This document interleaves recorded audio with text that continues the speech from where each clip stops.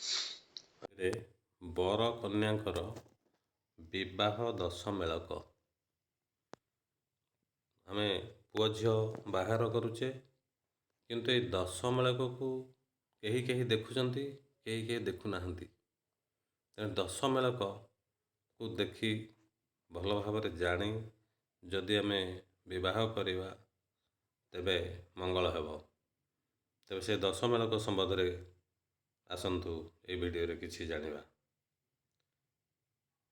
ଦଶ ମେଳକର ପ୍ରସଙ୍ଗ ଏକରେ ଅଛି, ଦାମ୍ପତ୍ୟ ଜୀବନରେ ବରକନ୍ୟାଙ୍କର ଭବିଷ୍ୟତ ଜୀବନକୁ ସୁଖମୟ କରିବା ଉଦ୍ଦେଶ୍ୟରେ ଉଭୟଙ୍କର ଜନ୍ମ ପତ୍ରିକାର 10 ପ୍ରକାର ରାଶି ଲଗ୍ନକୁ ବିଚାର କରି ଶୁଭାଶୁଭ ବୁଝିବାକୁ ହିଁ ଦଶ ମେଳକ ବୋଲି କୁହାଯାଇଥାଏ। ବରକନ୍ୟାଙ୍କର ରାଶି ଅନୁସାରେ 10 ଗୋଟି ବିଷୟରେ ବିଚାର କରାଯାଇଥାଏ। ଏହି ମେଳକ ମଧ୍ୟରୁ ଜାତି ଉପରେ ଥିବା ମେଳକକୁ ବିଚାରି ବିବାହ କରାଯାଏ। ବ୍ରାହ୍ମଣ ଜାତିର ଭବନାଧିପ, କ୍ଷତ୍ରିୟମାନଙ୍କର ନାଡ଼ୀଦୋଷ, ବୈଶ୍ୟମାନଙ୍କର ଯୋନିଚକ୍ରସ୍ୱର ଓ ଶୂଦ୍ରମାନଙ୍କର ତାରାଚନ୍ଦ୍ର ବିଚାର କରି ବିବାହ କରିବା ଶାସ୍ତ୍ରସମ୍ମତ। କିନ୍ତୁ ଦେଶାଚାର ଅନୁସାରେ ସମସ୍ତ ଜାତି ପକ୍ଷେ ନାଗନାଡ଼ୀକୁ ଅତି ଅଶୁଭ ବୋଲି କହିଥାନ୍ତି ଏବଂ ରାଜଜୋଟକକୁ ଶୁଭ ବୋଲି ମାନିଥାନ୍ତି। ଗଣ ବା ଜାତି ବିଚାରରେ ବରକନ୍ୟାଙ୍କର ରାକ୍ଷସ ଗଣ ମଧ୍ୟରେ ବିବାହ କରିଲେ ଶୁଭପ୍ରଦ ହୋଇଥାଏ। ଅନ୍ୟତ୍ର ଅଶୁଭ ହୋଇଥିଲେ ମଧ୍ୟ ଯଦି ବର କୋଷ୍ଠୀ ଉଚ୍ଚ ଓ କନ୍ୟା କୋଷ୍ଠୀ ନୀଚ ହୋଇଥାଏ କେବେ କୌଣସି ଗଣ୍ୟ ହୋଇନଥାଏ। ଏ କ୍ଷେତ୍ରରେ ବିବାହ କରଣୀୟ। ବିବାହର ଦଶ ମେଳକ ବୁଝିବା ସମୟରେ ପ୍ରଥମେ ତାରା ଓ ଚନ୍ଦ୍ର ଶୁଦ୍ଧି ଦେଖିବା ଉଚିତ। କନ୍ୟାଦାନ କରିବାକୁ ହେଲେ କନ୍ୟା ପିତା ବରର ଲକ୍ଷଣ ଓ ସମଯୋଗ୍ୟ ବନ୍ଧୁ ଦେଖି କନ୍ୟାଦାନ କରିବେ। ତାର ଶୁଦ୍ଧାଶୁଦ୍ଧ ବିଚାର। 2ରେ କନ୍ୟା ନକ୍ଷତ୍ର ଠାରୁ ବର ନକ୍ଷତ୍ର ପର୍ଯ୍ୟନ୍ତ ଗଣନା କରିଲେ ଯଦି ଦ୍ୱିତୀୟ ତାର, 4 କ୍ଷମତାର, 6 ସାଧକତାର, 8ମ ମିତ୍ରତାର କିମ୍ବା 9ମ ପରମିତ୍ରତାର ହେଲେ ସେ ବର କନ୍ୟାଙ୍କର ଦାମ୍ପତ୍ୟ ଭବିଷ୍ୟତ ଜୀବନ ସୁଖମୟ ହୁଏ, ଚିରଦିନ ସୁଖୀ ହୁଅନ୍ତି। ଏହା ବ୍ୟତୀତ 1 ଜନ୍ମତାର, 3ୟ ବ୍ୟପତାର, 5ମ ପ୍ରତ୍ୟରିଚାରି ଓ 7ମ ତାର ହେଲେ ଅଶୁଭ ବୋଲି ଜାଣିବା।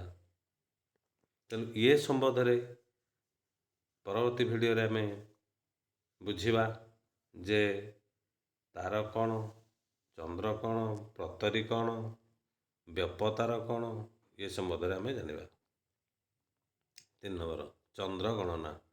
କନ୍ୟା ରାଶି ଠାରୁ ବର ରାଶି ପର୍ଯ୍ୟନ୍ତ ଗଣନା କଲେ ଯେତେ ସଂଖ୍ୟା ହେବ ସେହି ଅନୁସାରେ ଫଳ ନିରୂପଣ କରିବା। କେହି କେହି ମଧ୍ୟ ବିବାହ ତିଥି ଦିନକୁ ତାର ଏବଂ ଚନ୍ଦ୍ର ଗଣନା କରି ତାରା ଶୁଦ୍ଧି ନିର୍ଣ୍ଣୟ କରିଥାନ୍ତି। ପୂର୍ବରୁ ଲେଖା ହୋଇଥିବା ଚନ୍ଦ୍ର ଗଣନାର ଫଳାଫଳ ସେହିପରି ଭାବେ ନିର୍ଣ୍ଣୟ କରିବାକୁ ହୁଏ ବା ହେବ। 4 ନମ୍ବର ବଳ ଗଣନା। ବର କନ୍ୟାଙ୍କର 1 ନକ୍ଷତ୍ର ହୋଇ ଯଦି ରାଶି ଭିନ୍ନ ହୋଇଥାଏ, ଆମର ନକ୍ଷତ୍ର ହେଉଛି 27, ଅଭିଜିତ ଗୋଟିଏ, ରାଶି ହେଉଛି 12। ତେଣୁ ବର କନ୍ୟାଙ୍କର 1 ନକ୍ଷତ୍ର ହୋଇ ଯଦି ରାଶି ଭିନ୍ନ ହୋଇଥାଏ ତେବେ ସେ ବିବାହରେ ବର କନ୍ୟାଙ୍କର ଶୁଭ ହୁଏ ନାହିଁ। ଆଉ ଯଦି ବି ବର କନ୍ୟାଙ୍କର ନକ୍ଷତ୍ର ଭିନ୍ନ ଭିନ୍ନ ହୋଇ ରାଶି 1 ହୋଇଥାଏ ତେବେ ସେ ବିବାହରେ ବର କନ୍ୟାଙ୍କର ଅତି ଶୁଭ ହୁଏ। 5 ନମ୍ବର 1 ନକ୍ଷତ୍ର 1 ରାଶିର ବିଶେଷ ଫଳ। ବର କନ୍ୟାଙ୍କର ଏକ ନକ୍ଷତ୍ର ଓ ଏକ ରାଶି ହୋଇଥିଲେ ସେ କନ୍ୟା ଧନବତୀ, ଧନ, ପୁତ୍ରବତୀ, ସ୍ୱାଧୀ, ପ୍ରିୟବାଦିନୀ ହୁଏ ବୋଲି ଜାଣିବାକୁ ହେବ। ବର କନ୍ୟାଙ୍କର ଏକ ନକ୍ଷତ୍ର, ନକ୍ଷତ୍ର ସମାନ ଏବଂ ଏକ ରାଶି, ଗୋଟିଏ ରାଶି, ନକ୍ଷତ୍ର ସମାନ ରାଶି ସମାନ ହୋଇଥିଲେ ସେ କନ୍ୟା ଧନ, ପୁତ୍ରବତୀ, ସ୍ୱାଧୀ ଓ ପ୍ରିୟବାଦିନୀ ହୁଏ ବୋଲି ଜାଣିବାକୁ ହେବ। 6 ନମ୍ବର, ଏକ ରାଶି ଭିନ୍ନ ନକ୍ଷତ୍ର ଫଳ। ବର କନ୍ୟାଙ୍କର ଏକ ରାଶି ହୋଇ ଯଦ୍ୟପି ଭିନ୍ନ ଭିନ୍ନ ନକ୍ଷତ୍ର ହୋଇଥାଏ, ତେବେ ସେହି ବିବାହରେ ସେ କନ୍ୟା ଧନ, ପୁତ୍ରବତୀ, ସଧବା ଓ ଶୁଭ ଫଳ ଭୋଗିନୀ ହୁଏ। 7 ନମ୍ବର, ଭିନ୍ନ ରାଶି ଓ ଏକ ନକ୍ଷତ୍ର ଫଳ। ବର କନ୍ୟାଙ୍କର ଏକ ନକ୍ଷତ୍ର ହୋଇ ଭିନ୍ନ ଭିନ୍ନ ରାଶି ହୋଇଥିଲେ ସେ କନ୍ୟା ପୁତ୍ରହନ୍ତା ଏବଂ ବିଧବା ହୁଏ। ଏସବୁକୁ ବିଚାର କରି ବିବାହ କରିବା ଶୁଭ ହୋଇଥାଏ। ଯେଉଁମାନେ ବିଚାର ନ କରିଦିଅନ୍ତି, ବିବାହ କରିଦିଅନ୍ତି, ପରବର୍ତ୍ତୀ ସମୟରେ ଅସୁବିଧା ହୁଏ। 8 ନମ୍ବର, ରାଜଜୋଟକ।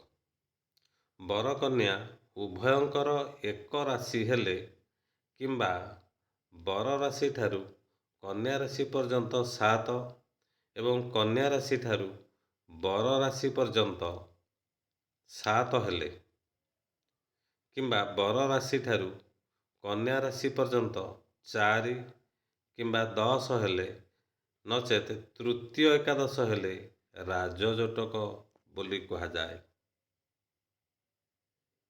9 ନମ୍ବର, ରାଜଜୋଟକ ପ୍ରଶଂସା। ରାଜଜୋଟକ ହୋଇଥିଲେ ଗ୍ରହ ବୈରଣ, ତାର ଅଶୁଦ୍ଧି, ଗଣ ଅଶୁଦ୍ଧି, ବର୍ଣ୍ଣ ଦୋଷ, ନାଡ଼ି ଦୋଷ ପ୍ରଭୃତି ଅଶୁଭ ଫଳ ଖଣ୍ଡନ ହୁଏ ବୋଲି ଋଷିମାନେ କହିଛନ୍ତି। ରାଜଜୋଟକ ହୋଇଥିଲେ ଏସବୁ ଦୋଷ ରହେ ନାହିଁ, ପ୍ରଭୃତି ଅଶୁଭ ଫଳ ଖଣ୍ଡନ ହୁଏ। 10 ନମ୍ବର, ମିତ୍ର ଷଡ଼ାଷ୍ଟକ। ବର ରାଶି ଠାରୁ କନ୍ୟା ରାଶି 8 ହେଲେ ଏବଂ କନ୍ୟା ରାଶି ଠାରୁ ବରର ରାଶି 6 ହେଲେ ତାହାକୁ ମିତ୍ର ଷଡ଼ାଷ୍ଟକ କୁହାଯାଏ। ଏହି ବିବାହରେ ବର କନ୍ୟାଙ୍କର ଶୁଭ ହୁଏ ବୋଲି ଜାଣିବା। ଇଏ ଥିଲା ବର କନ୍ୟାଙ୍କର 10 ମେଳକ ବିବାହ ସମ୍ବନ୍ଧରେ ପାର୍ଟ 1।